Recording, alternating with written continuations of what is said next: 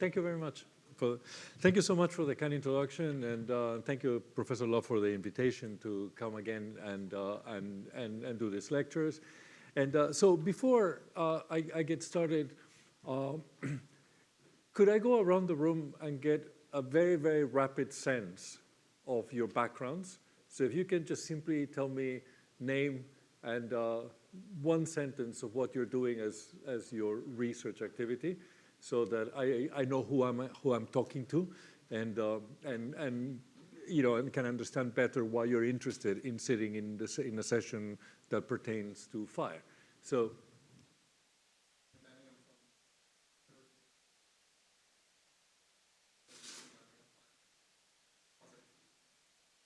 Okay. Yes.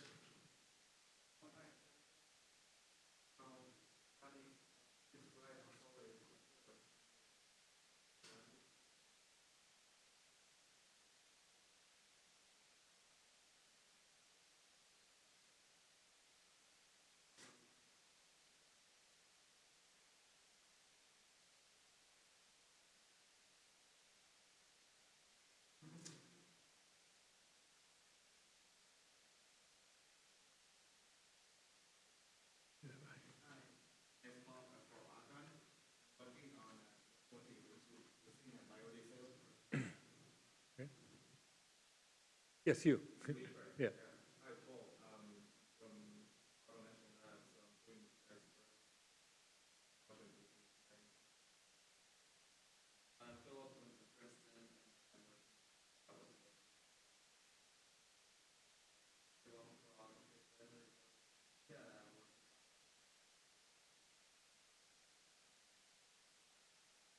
I'm Trevor. I'm from calculate the variable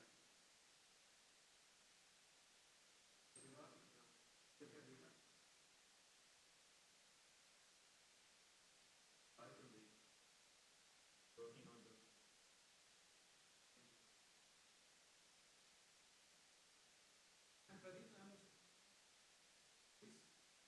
talking with the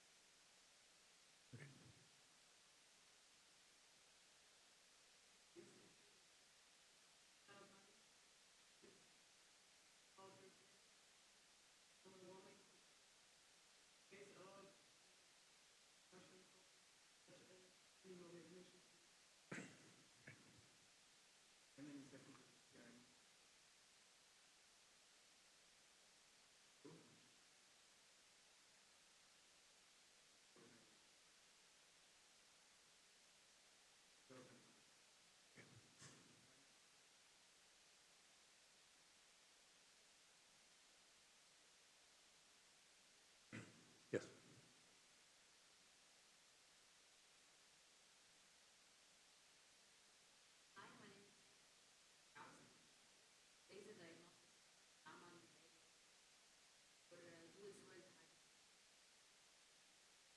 I'm Juan. I come from CAUS, and I'm doing research in active control of thermoacoustic installations. Hi, my name is Nicolás. I'm from Chile, Notre Dame. My work is about the experimentation of the particle dimension stimuli in time-bound time. Hi, I'm Javier Gallardo from European University. And I'm working mission the time modeling in wild and blue.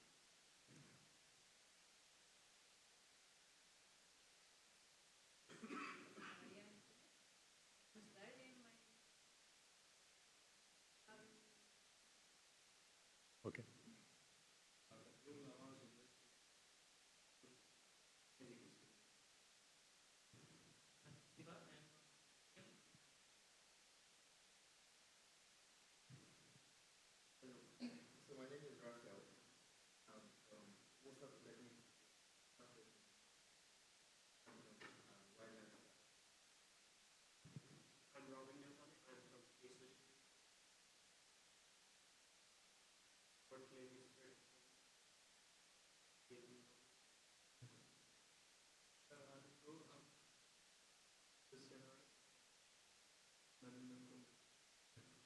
Last but not least. Roger Lucetta, Defense Threat Reduction Agency, hazmat, combustion, and moving into battery fires. Okay. So, as you can see, there's a small fraction of people that have a direct research interest in fire. The majority of yourselves come from different aspects of combustion. So I have prepared the series of presentations, but I'm very happy to mold them as we progress to tomorrow and the day after. If you want me to touch on specific aspects, I've seen that there's at least 2 or 3 of you working on lithium-ion batteries, and I think that what we're going to do today is mostly trying to understand the context of fire. Now, why am I going to put so much emphasis on the context of fire? Because fire is one of those problems where effectively you have fundamental science, and that fundamental science describes certain physical, chemical processes, behavior of materials, and so forth.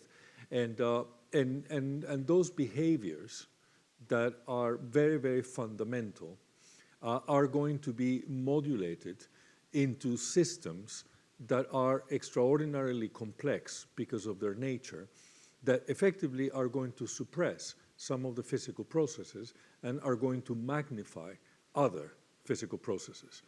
So you might have a problem that when you look at it in its fundamental angle and you put all the bits and pieces together into the problem, you find yourself with a set of equations that are completely untractable. Not only a set of equations that are completely untractable, but also a set of parameters that cannot be assessed. And even if you can actually construct a model and you can actually put the parameters in place, then in many cases you cannot even make the measurements because of the scale, the complexity, and the uniqueness of each of the scenarios. You can actually not create validation data that give you confidence that your models work. Now, this particular context of a problem that is so untractable in itself requires us to first look at the context. And when we look at the context, then we can narrow down the problem into a place where you find what is important and you find what you can neglect. And once you understand clearly what is important and what you can neglect, then you can construct a modeling strategy that enables you to answer the question that you want to answer. And this is really fundamental. And for example, when we talk about lithium-ion batteries, so right now, this is very fashionable. We're seeing lithium-ion batteries entering every space, of our lives. From the computers that we carry into airplanes, for example, the complete transformation of mobility for disabled people. The reality is that 20 years ago, everybody that had not the capacity to walk will have a wheelchair. And the wheelchair has certain characteristics and required, the individual itself, to mobilize a wheelchair. And it was actually rare to see people having motorized, wheelchairs. Today, everybody that has a problem walking will have a scooter, a mobility scooter. Wheelchairs are all motorized now. And what powers them? Batteries. And these batteries represent, in one hand, an asset, but on the other hand can represent a hazard, okay? And that hazard needs to be understood. Now, when we think about the lithium-ion batteries, what do you think is the problem? So why is it that lithium-ion batteries represent a hazard?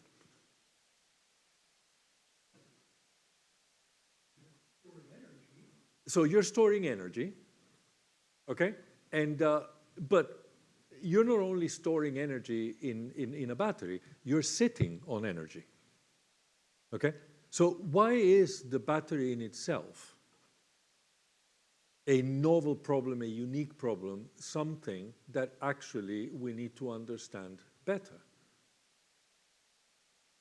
So what is it about that particular problem that puts us in a position in which we are now thinking maybe we have a problem. Of course, if you go to YouTube and you put lithium-ion battery fires, you will find the typical, no? A scooter parked right next to the television, the thing seems to blow up into pieces, and then a massive fire starts. So why is that a particular problem, as opposed to all the other ways in which we can actually start a fire? Everyone has a phone, so you can start everywhere. So, like everyday situation could lead to that. Yeah, but I mean, you have electrical plugs, you have kitchens with open fires, all these things can lead to fires, to the point where we actually consider, when we address the design of buildings, we consider a fire an event of probability of 1. So in the lifetime of a building, a fire will happen. Now, whether that fire results in something that is very destructive, or that fire is managed by the provisions that we put in place, that's the key, okay? So if we have the appropriate provisions, the fire will be managed, and as a result, it will be a non-event, okay? But the reality is that if we don't have the appropriate provisions, then the fire will not be managed, and as a result, then you will have a disaster.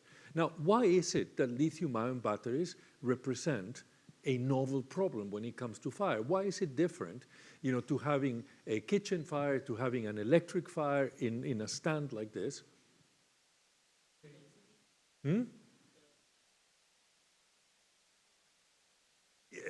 Is it that big? Yeah, but petrol has a much higher energy density than lithium-ion batteries. And we know how to handle petrol, yeah. Is it? Well, no, but I'm asking the question. I mean, is it the problem that we cannot put it out?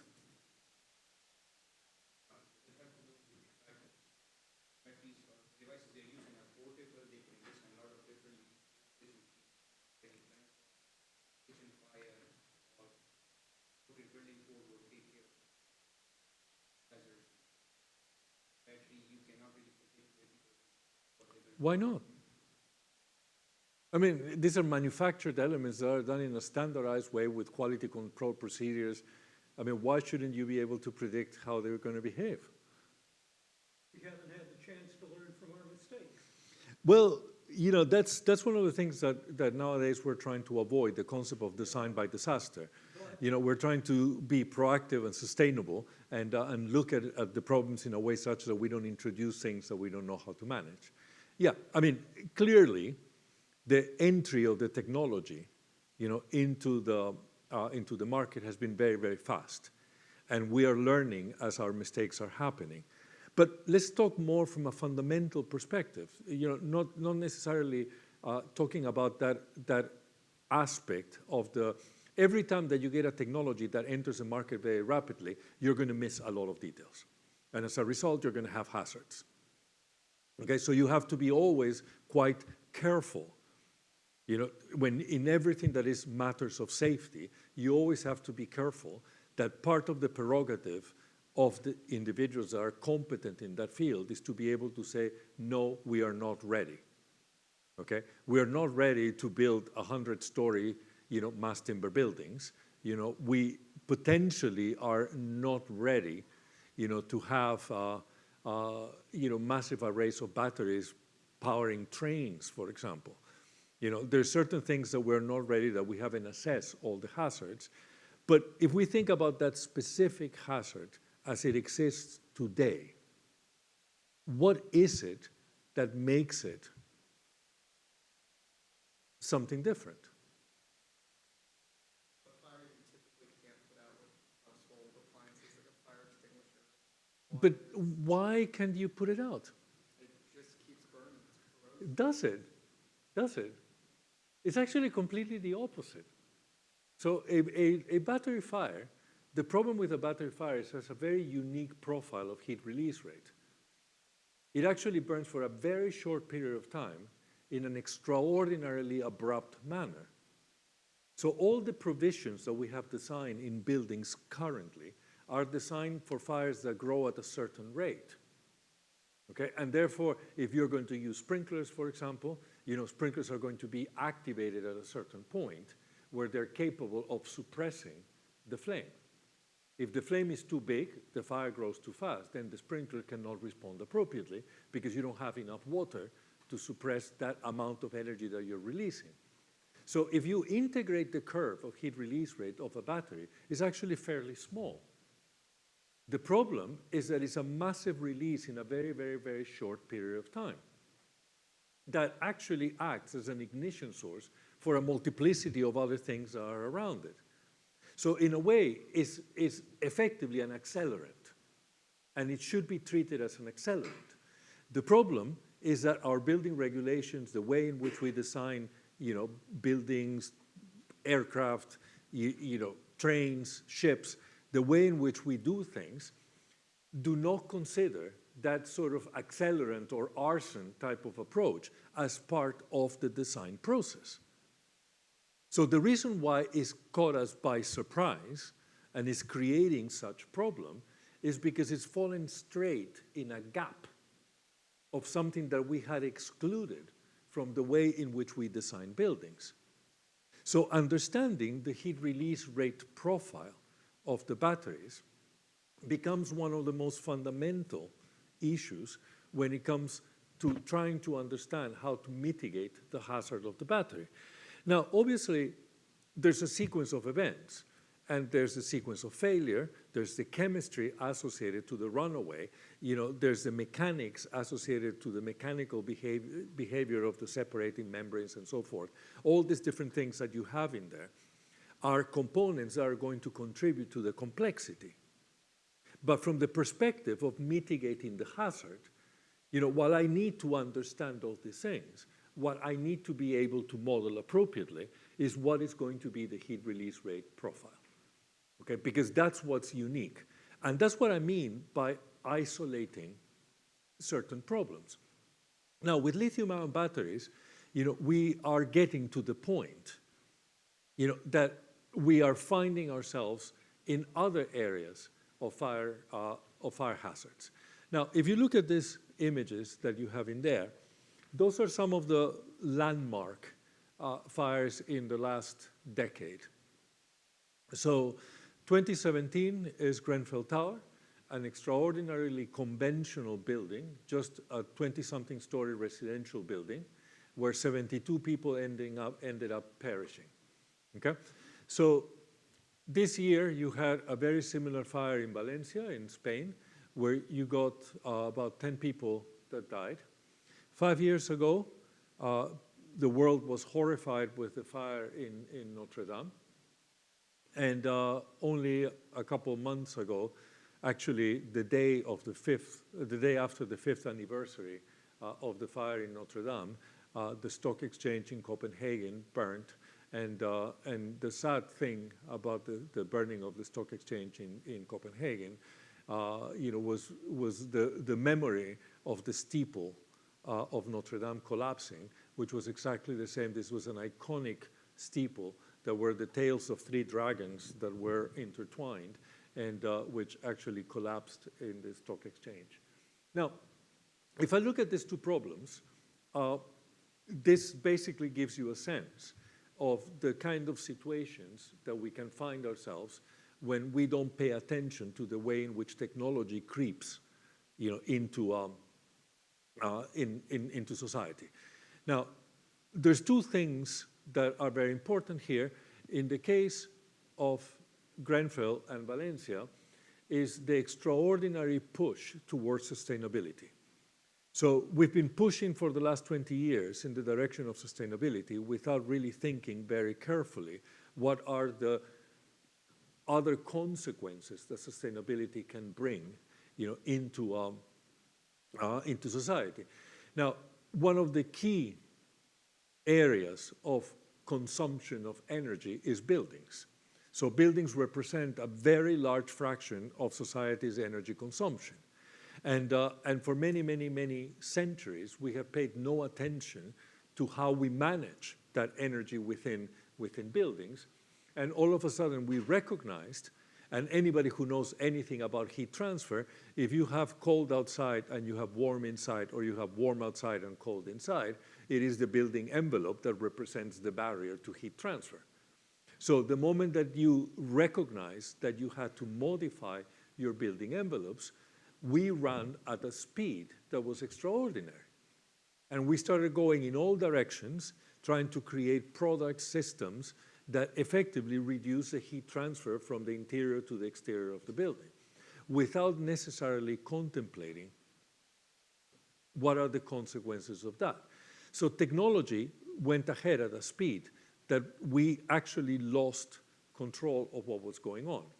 As a result, pre-Grenfell, I used to have a slide where I would put all the fires I had collected, but it became so many that eventually it was pointless. So there's probably hundreds of these facade fires that have happened before Grenfell.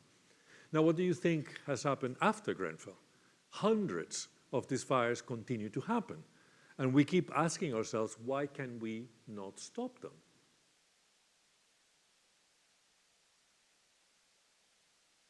So is the knowledge base so poor?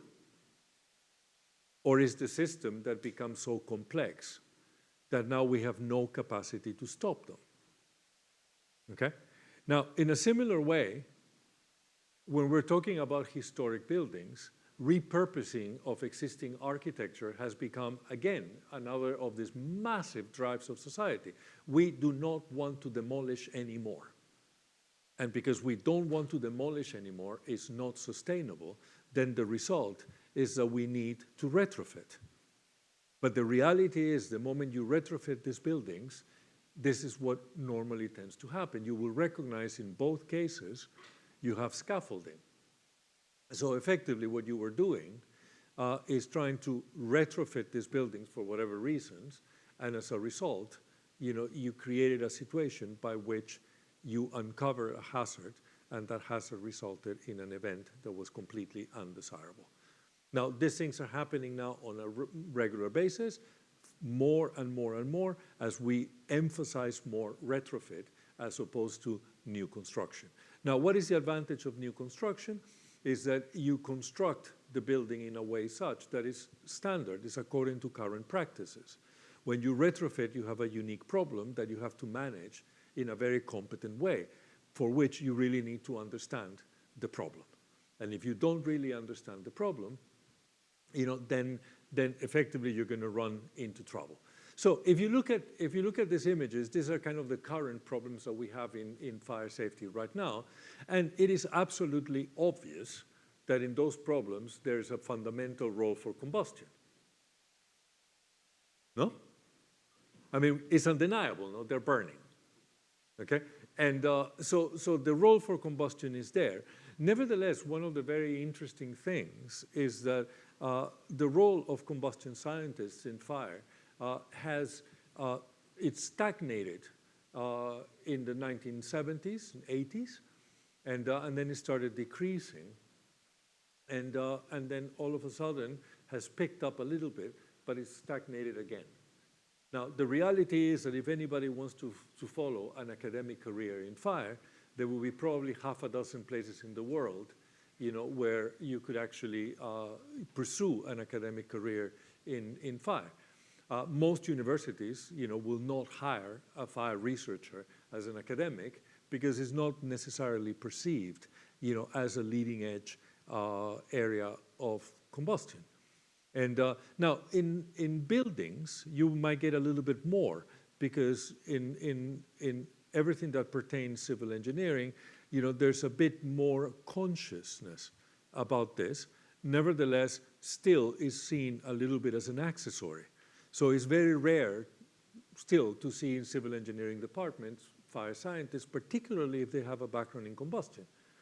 So why do you think that's the case, if the problem is so obviously a combustion problem?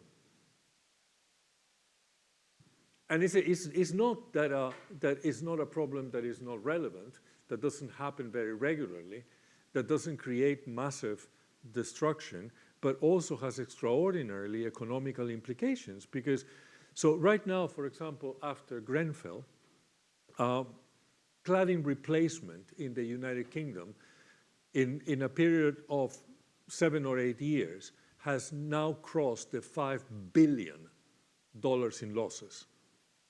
Okay, just the consequences of one event. There's thousands of buildings that are being, retrofitted because they have problematic cladding. Now, around the world is quite similar. In many other countries, you have the same problem, and people are retrofitting these buildings. And so the problem is big. It has all sorts of different costs. Is there any other hazard in the world where you actually need a fire service or an equivalent to a fire service? Do we have a flood brigade? Do we have an earthquake service? Think about it. The amount of money that goes every day into supporting the existence of firefighters is extraordinary.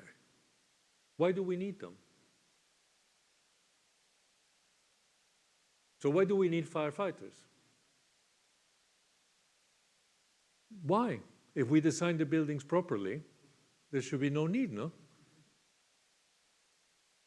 I mean, think about it. In a way, we think of them as the cavalry, no? When everything is lost, then the cavalry shows up and fixes the problem. But the reality is that if we actually do things properly, there should be really no need. And that's the reality, no? The reality is that of 100 fires, in one, they're necessary. And generally it's because we did something wrong. So cost-wise, is extraordinary, okay? Relevance is very significant. I mean, burning Notre Dame is nothing that we can forget, okay? So it's extraordinarily significant in a multiplicity of ways. So why is it that we do not really see the relevance of combustion research and combustion science in fire safety?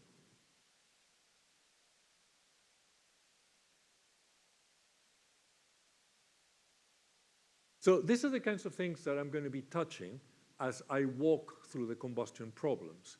Because without the context, it's extraordinarily difficult to understand, why we should be understanding combustion better when it comes to this type of problems. Why do you need combustion research in turbine engine design?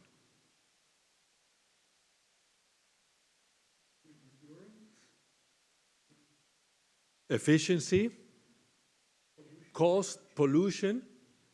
I could sit here in 10 seconds, you will throw 25 things to me, okay? But when I say, why do you need combustion research in fire? Everybody looks at me. But it's not really save lives, because effectively, if I wanted, if the objective in itself, was to save lives, okay? Then the question is, how does combustion research help me save lives? Okay, so when I say, if I want to design turbines, and you say, I want a more efficient turbine, you know exactly how combustion research is affecting your turbine design. But when you say save lives, is how does combustion research affect the lives of people? And that question is not an easy question to answer. You were going to say something?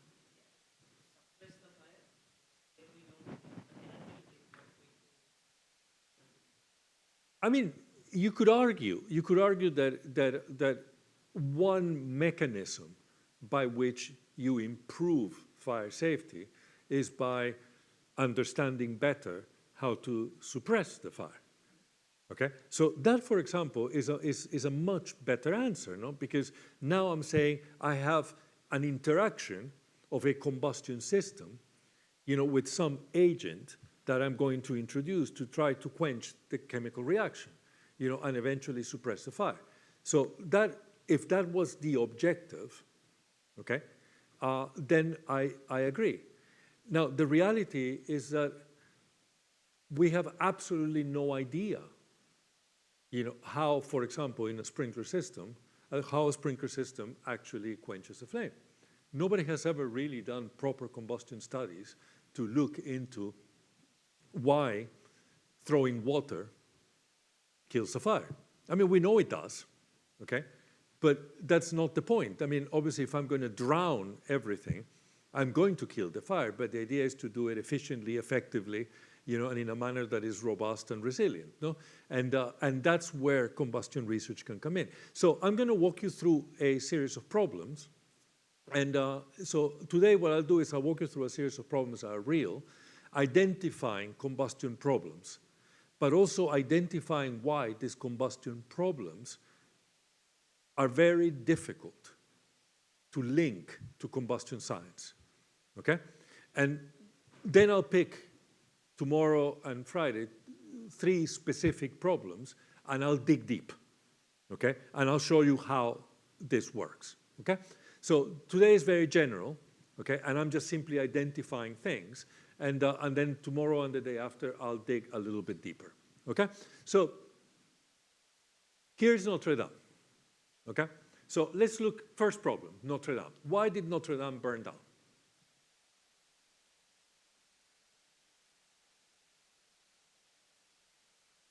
Sorry?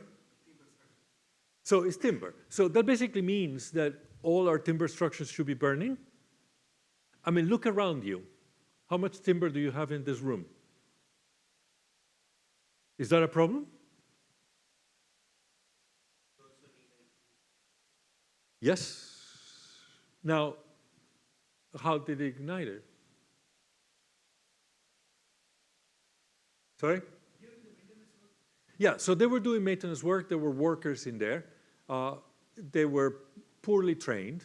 And while they knew they didn't have to do hot work, so nobody was welding or doing anything, the suspicion is that somebody was smoking a cigarette in their break, and that's how the fire started. Now, is it acceptable that when somebody is smoking, a historical monument of the value of Notre Dame burns down? No, it's not acceptable. Okay? You can sit in this room and smoke a cigarette, and you will not destroy it. Okay? Because we put provisions for it. So the reason why Notre Dame burned down is not the ignition source, because the ignition source is something that we anticipated. We knew there were going to be ignition sources. Yorkshire Cathedral burned down because of thunder. Okay? So the ignition is going to happen. The problem is how it progressed to this. This is, by the way, is a beautiful flame spread problem. So if you look at it, I mean, look at the flame spread front. Okay? And then, you have this perfectly well-defined pyrolysis region, followed by this smoldering in the background. I mean, it's almost, if you look at fire problems, this is as classic as it gets. So then why, I mean, think, this is not any building. This is Notre Dame's cathedral in the center of Paris, a national symbol. What you would consider one of the most valuable buildings in the world. So how did this happen? I mean, the fact that it is made out of timber, that's too simplistic, no? Because we have tons of things that are made out of timber.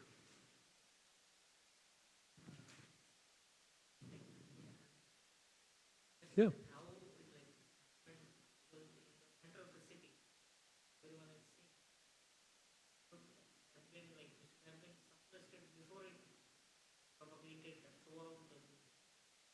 Yeah, I mean, the issue is, I mean, you're focusing yourself on suppression.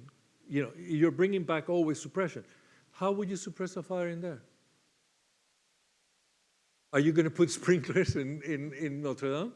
The firefighters came in, and the water couldn't reach. So they couldn't get to the roof. By design, we shouldn't have, it was an old structure, so at that time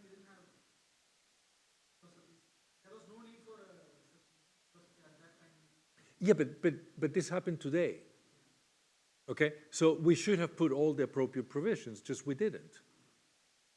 Okay, but here you have a combustion problem. Okay, here's your combustion problem, and is there, and it's a flame spread problem. Okay, and let's identify the details. Okay, so let's just look at the church. So effectively, it's a timber structure. Basically, you have the roof. The roof has a double set of beams. These are very large timber beams, okay? And so basically the structure is made by these very, very, very big timber elements all over the place, okay? Now, the timber elements then form the roof, and the roof is formed by a lattice of joists that are much, much, much smaller, okay? That effectively hold the flat parts of the roof. You can see them in here. They're much, much smaller than the bigger beams. So these are the bigger beams that form the structure itself. Now, what you see here is the stone dome. So the interior of the church has its vaults, and they're made out of stone. And the basic principle behind those stone domes is to separate the fuel from the value, which is the church itself. So in essence, if you had a fire in the roof, which in medieval periods were very, very common, you know, they didn't want to lose the church. So they created these internal vaults made out of stone that served as a fire barrier for the roof, okay? Now, this vault only broke when the steeple came down, and it perforated a hole that eventually landed a whole bunch of burning timber on the ground of the cathedral, but the volume of the cathedral was so large that the fire was inconsequential, okay? In essence, what was lost was the roof. Now, here you have these smaller timber elements, and here you have the bigger timber elements. If you look at this photograph, you will see how the bigger timber elements self-extinguish and remained in place. Timber could not continue to burn because it's undergoing a process of charring, and once the char gets thick enough, then pyrolysis cannot occur anymore, and then all of a sudden the flame quenches. Okay? Yeah, we'll get a little bit into that, and you will realize that that problem, you can bring it all the way down to an analysis using high activation energy asymptotics to show that actually self-extinction occurs when the chemistry gets suppressed at the char level. So if the char stops pyrolyzing, then eventually the char thickness becomes thick enough, and eventually then the fire dies. Okay? If the char continues to oxidize, so the chemistry at the surface continues to progress, then the char thickness cannot grow, and it becomes only thin, allowing for pyrolysis to continue, and that continues to consume the material. So, why do big logs self-extinguish and smaller logs don't? Because you can see most of the joists are going to burn down until they disappear. The mechanism you just described. Yes. But why, the mechanism is the same for both, okay? But why the smaller log is going to continue to burn while the bigger log is going to stop? Surface to volume ratio, no? So effectively you have a greater surface to volume ratio, which creates a more beneficial heat transfer condition, no? So thinner the material is, the more prompt it's going to be to continue to burn, because your heat transfer, you know, because of the bigger surface to volume ratio, is going to be better, okay? So let's go back to the structure. So if I look at the structure again, I went from the bigger logs to the smaller logs, you know, and in between, so if you look at these planks here, so you have the joists, and then you had planks, and then you had planks that went in one direction, and then planks that went in the other direction, okay? And what do you think they put in the middle? For insulation purposes. think of medieval insulation. What would be medieval insulation? Hay. So it's packed hay. Now, a fiber of hay now has a much, much, much greater surface to volume ratio. The chemistry is fundamentally the same because it's cellulosic material derived from the same type of organic compounds as you will have with the timber, but now you have a massive surface to volume ratio. So the hay burns very rapidly. So now if I go back, this is hay burning. Okay? Behind the hay burning is all the lattices, and behind the lattices, you get the remnants of the beams. Is that okay? Purely surface to volume ratio. Yes? Oh, no questions? Okay, so then that's how the physics of the problem works. Now, why was this a problem? I mean, obviously, this combination of timber, of having large surface to volume ratio to medium surface to volume ratio to low surface to volume ratio, is going to create a condition that leads to spread of this nature. Now, people in medieval times recognized that that was a possibility, so they created a mechanism of protection. And the mechanism of protection were lead tiles. So the whole structure now is covered with lead tiles, encapsulating the hazard. Okay? So all the things that you see here are lead tiles, and they encapsulate the hazard. So in essence, anything that I throw in here will not reach the hazard. And that's the way they did it. Now, during construction, what was the first thing they did? They were repairing the roof, they removed the lead tiles. So in other words, they exposed the hazard. Now, in essence, you will say, well, if the workers knew combustion a little bit better, they would have recognized that they had an exposed hazard that was sitting on top of an extraordinarily valuable building. So this is not where combustion helps us, because we're not going to be teaching all the workers, to understand, when timber is going to char to self-extinction. Okay, that's not what we're going to teach them. But it is going to help us in understanding how these problems are created in a way such that we can create then management structures that allow us to train people to do things properly. Okay? The extreme process of training is what we do in the petrochemical industry. So the worker in the petrochemical industry is a machine that doesn't think. They don't have to know anything other than the instructions of what needs to be done. Why? Because we recognize it's a very high hazard. It's extraordinarily complex. And that very, very complex hazard is so difficult to understand that only the people that do research in that space will understand the nature of the hazard so that they can construct a series of instructions that enables the worker not to create the hazard. Okay? And this is, in essence, one of the great areas of applicability of combustion research when it comes to management of hazards, is creating methodologies that enable people that have lesser competence to be able to operate in a safe way. Now, one of the biggest problems in retrofit nowadays is exactly that when we do modern buildings, those processes exist. And they're so standardized because the construction industry is completely standardized. But when we do this in retrofit buildings, every building is unique. And the processes need to be created in accordance to the specific hazards that the retrofitted building creates, which are not necessarily generic anymore. And this is why we're seeing so many of these events happening in historic buildings, because as we retrofit them, we have not recognized that we have to create tailor-made processes of safety that are based on the understanding of the combustion processes. Okay? So what is the role of combustion in fire safety? It's multiple. So I'll just give you one example of how combustion is relevant, to fire safety. And it's an example that basically is very much in vogue.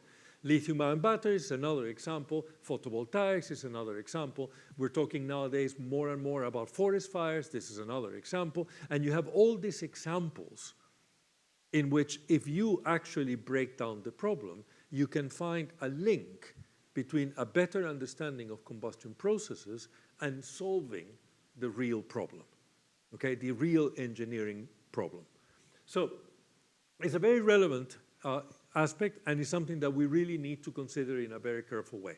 So I'm going to take the Grenfell example, and it's a very British example, okay? But it highlights a series of very, very fundamental issues that, for example, I could not explain if I was to use, for example, North American legislation. So the difference between the way the British people do things in matters of fire safety and the way in which Americans do things in matters of fire safety is very straightforward. The National Fire Protection Association in the United States, NFPA, governs building regulations in matters that pertain fire safety.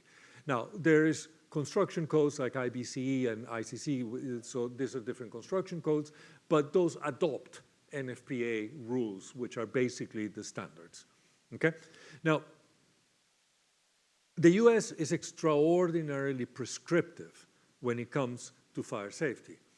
The rules are either you use it or you don't. There is no thinking involved. You know, you will say things, travel distances cannot exceed 15 meters. That's it. If it's 15.1, then the building cannot be built. That's a prescriptive code, okay? So, because everything is structured around codes, the answers are rigid, and there's no space to try to think of how you get them better. Now, the way in which the code reform works in the United States is by consensus. So people meet on a regular basis in these meetings, identify areas in which the code, you know, can improve, and on the basis of that, there is code reform. Now, going back to this idea of design by disaster, many times the areas that you identify that need change is because something went wrong. Something goes wrong, and then you identify an area that needs a change, and then the committee meets, and eventually they propose a change. Now, the bottom line is that those changes are mostly driven by interest, manufacturers, construction industry, and so forth, and the role of combustion research in that space is very limited. So using North American legislation, for example, to discuss this matter is very difficult. Now, what's the difference with the British legislation? So the British legislation is governed by what we call functional requirements. So in other words, fire safety is treated as a function, like any other functionality of a product, you know, like your mobile phone that you have to be able to call. You know, fire safety is treated as a functionality, and in as such, it requires a rational demonstration that you've met the functional requirements. So in other words, it forces those designing buildings to think. There are no rules to the problem, and therefore you have to think of why things work the way they work. And because you have to think on why things the way they work, then that allows to discuss where combustion fits in all these spaces, okay? So I'll focus on this British example, but I think the concept is a fundamental one, okay? And so I'll just use the British legislation as a way to explain some of the fundamental issues. So, and of course, the example I'm going to be using is Grenfell, because again, it's a very nice flame spread problem. In this case, upward flame spread, okay? So it's concurrent flame spread upwards because buoyancy is bringing the hot gases up. So in essence, it is a very well-known combustion problem. So, this is getting tired. So just some background. So this is just simply the background of the event so that you get a little bit of a sense. I'll go through it very rapidly. So Grenfell Tower was a low-income housing estate, and in the north of Kensington. The reason why this is important is because it is one of the richest areas in London. So London has a particularity of having low-income housing and very expensive housing mixed together in the entire city. So in this particular case, Kensington is one of the wealthiest neighborhoods in London, if not the wealthiest. And nevertheless, this was a low-income housing complex inside that space. 24 stories, very conventional, I mean, not very tall. Old building, designed in 1967, made out of concrete, thus the term brutalist. The term brutalist tends to refer to exposed concrete, and it was constructed between 72 and 74, 67 meters in height, so very, very basic things. It was 120 one-bedroom and two-bedroom flats, so not even that many apartments. And when they did the conversion, they added another 9, so it was not that big of a deal in that sense. And so there was major renovation that was announced in 2012, and it was conducted in 2015 to 2016. And a number of things, were changed, but at the core of it, improved heating and energy efficiency. That was at the core of what they wanted to do. And this is one thing that is extraordinarily important in the United Kingdom, is that residential buildings are designed in a way such that you do not evacuate people. So the reason for that is very, very, very fundamental. If you look at the statistics, people get harmed in the process of evacuation much more, than in the case where you don't. So the process of evacuation is actually a hazard in itself. So whenever you can, you should keep people within the building, okay? Now, you're going to say, well, why are you keeping people within the building in the event of a fire? Well, if you box the fire, that should be okay, no? So if you design the building in such a way that the fire can never leave the unit, the only people that you have to move out are the people in the unit. Everybody else can wait, okay? So the principle of stay put, which has become obviously now very controversial, is used around the world. And in the United States, Australia, Hong Kong, everywhere you go, stay put is a principle that is only, that can be moved into staged evacuation when you start moving people out at a certain rate from the area of the hazard away from the area of the hazard, and you can have full evacuation in some cases. But in essence, it's not uncommon around the world to have this thing of a stay put strategy. So what does it mean? The people in the unit of the fire will evacuate, everybody stays put. Everybody else stays put, okay? So, and therefore there was no centrally activated fire alarm, and only a single central staircase was necessary because the flow of people was considered to be very small. So you don't need to put multiple stairs, okay? So this is the way the building looked. This is pre-renovation, and this is post-renovation. So this is the brutalist concrete architecture made out of non-combustible materials.